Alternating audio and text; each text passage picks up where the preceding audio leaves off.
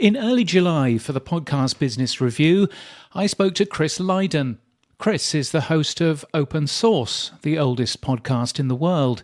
It started podcasting 20 years ago on July the 9th, 2003. I spoke to him about podcasting's early days, as well as the future of podcasting and of radio. And I started by asking him, what was it like sitting down with Dave Weiner to record the first podcast? Did he think this was the start of something?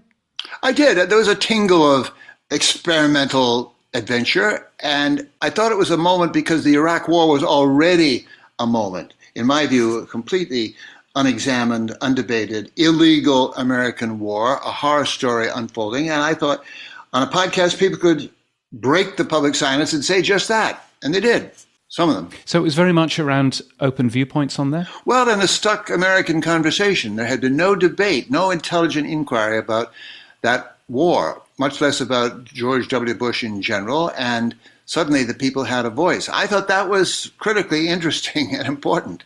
The latest research says that around half of Americans are listening to podcasts every single month now. Why do you think podcasts are now so popular? Well, there are so many kinds, James, as you know better than I. I think the American people are starving for good conversation, and they find enough of it to come back time and again to podcasts. That's a very broad statement, but I think we're evolving a new conversational system in this far-flung democracy, and podcasting has a peculiar place in it. A very energetic, interesting place. I mean, instead of just bloggers and academics, podcasting is now, of course, dominated by very large companies, and they're doing lots of entertainment, and they're doing lots of, other things as well.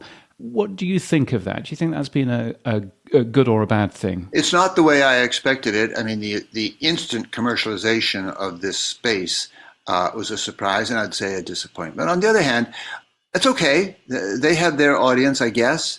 Other people have ours. I love the spirit of this little collective we belong to, Hub and Spoke, really some extraordinary people and voices all over the place. Tamar Avishai does art criticism for real people. Erica Heilman does her own reflections in the northern tip of Vermont with the natives, regular people, and that's another peculiarly powerful voice. We do our own thing, but there's room for everybody. The voice part is key. It has much more force, interest, punch than a letter to the editor. I'm with Studs Terkel about, this fabulous instrument, Vox Humana. It's an amazing thing. And to have everybody get access, that's a leap. Has podcasting changed the way you thought it would 20 years on? Well, I'd say, yeah, it's bigger. It is more commercial. It's not monopolized. You cannot monopolize the human voice. And it's still growing. I mean, this is a very fluid world of media. But I think if the Martian landed and said, take me to your real voices to get the pulse of this nation, I'd say try the podcasts. Arguably, that's what radio was for. And of course, you have a tremendous radio background as well. Where do you think radio is going? That's a very good question, and a dark sort of question. I think podcasting is a terrible burden on radio, public broadcasting and otherwise. I note that Vermont Public Radio has dropped the radio. It's now Vermont Public. WGBH dropped the W, as if to say we're not a broadcast station anymore, we're some sort of other service. I think they're selling the peculiar brilliance of radio short. It's cheap. Anybody can listen on a very cheap instrument, whether you're out farming or doing the dishes. It carries the human voice. I think radio has stopped believing in the higher calling of radio itself, and I think it's a damn shame. Yeah, where do you think, if you were in charge of a radio station now, what would you be doing with that? Well, I'd be doing a whole lot of things. I'd be doing a lot of podcasting. I'd ask Erica Heilman to teach the world how to listen, but also how to listen to regular people.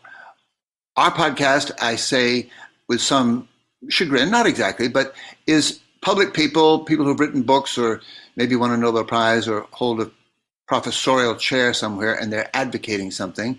I would do what Erica does so brilliantly, which is just get the voice of listeners. Jay Allison did great work on this from the beginning. Listener IDs, but let people talk until the dime drops or they cough up the secret. Yeah, yeah. So getting lots more other people's voices on the air rather than just the silky voiced host. No, absolutely, absolutely. Yeah, yeah. Says you of the silky voice. Well, yes, I don't know. And me too. They'll throw that at me too. But I've got an untrained voice. I sound like my brothers. We talk the way our parents taught us to talk. There's nothing trained about my voice, so we're going to keep it that way. And it's a thrill, having played that first minute of the first podcast so many times, it's a thrill to see the voice behind Tell me.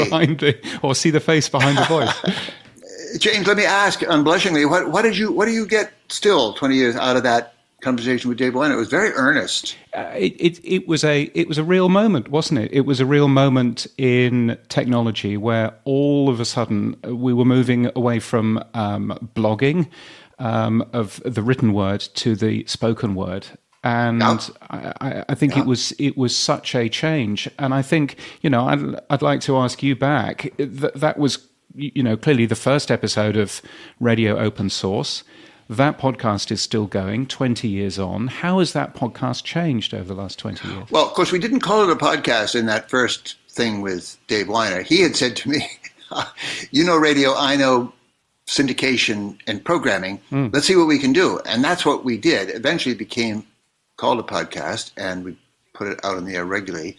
It keeps evolving. We call it Arts, Ideas, and Politics with Christopher Lydon. It's pretty much anything we find interesting. It could be a book. I'm stunned and thrilled, actually, that to me, the most satisfying shows have been about music, from, famous conductors, but also to my own musical passions.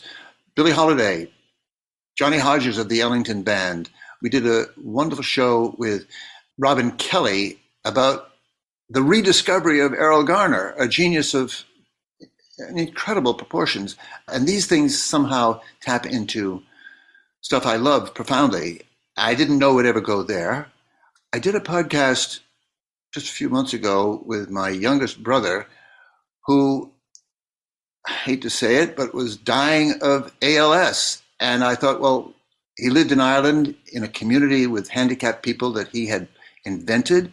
And I thought, well, we can talk every day practically and make a kind of history of this disease. And his life was so glorious and so much fun and so creative and productive that it almost outweighed the incredible injustice of his ALS. But it was an original thing, and people did enjoy it. I rediscovered my childhood, the magic of my parents and his. There were 6 of us, and turned out to be a very wonderful set of lives, privileged by good heads, but wonderful parents, and a generally good steer in life. So there's a surprise. You couldn't have imagined that as a commercial radio piece, but it ran for about 30, 40 minutes, and it's good. You have a 20th anniversary episode just out, haven't you? Yeah, with Erica Heilman. And there's another just unbelievable joy to discover. That woman's voice, it's just magic. And it's more than magic. It's not just a beautiful voice. It's a voice that says, talk to me. It's safe to talk to me. And she's had incredible results with that. Among her neighbors, among her friends, among people she doesn't know, of all kinds. So it was just fun to stop and think about, once again, what radio can do.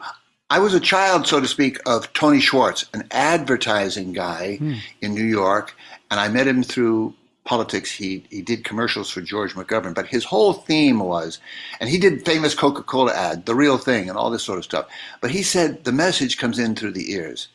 The video is just to distract you or to hold you. He would do an office clock with the second hand moving slowly around, only to tell you it's almost over. But then he would deliver the punchline in a voice, and he believed that the voice was magic, even in our evolution, listening to the sound inside the womb, the 2 hearts beating. But then out on the on this on the plains of Africa, listening for trouble, listening for wildlife, listening for everything. It's built into us. We learn so much by ear, and that enthusiasm is part of my work. I was listening back to one of Dave Weiner's very first shows, Morning Coffee Notes, and there's this wonderful episode which is just the thunder and the lightning going on, and Dave just commenting on the on the tremendous noise and the tremendous light and everything else, and it's the most fascinating listen. Isn't that incredible? I wish you could see it. You can't see it, but I bet you heard that. Woo! Well, there are many people who now owe their entire career to your pioneering spirit 20 years ago. So. That's funny. Not the least of the interesting thing was that neither Dave Weiner nor I ever made a dime on what we were in on creating, but that's life. I mean, it's made the world. It's made life a lot more interesting for a lot of people. 3 cheers. And 3 cheers to you as well. Christopher Lydon, thank you so much. Thank you, James. A pleasure.